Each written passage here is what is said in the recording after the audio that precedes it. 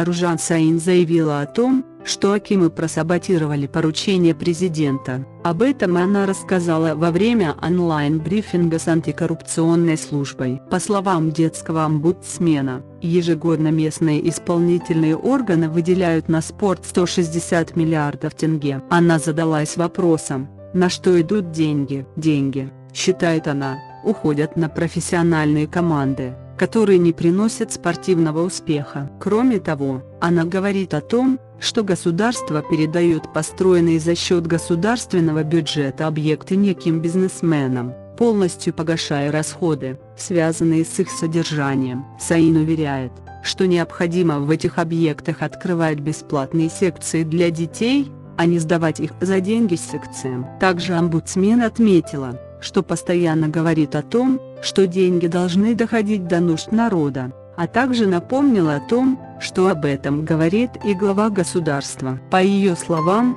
в сентябре прошлого года она просила акимов о том, чтобы они заложили не менее 60% бюджета управления культурой и спорта на то, чтобы охватить детей кружками и секциями, которые будут для них бесплатными. Тем не менее, уверяет Саин, акимы проигнорировали это и полностью саботировали поручение главы государства.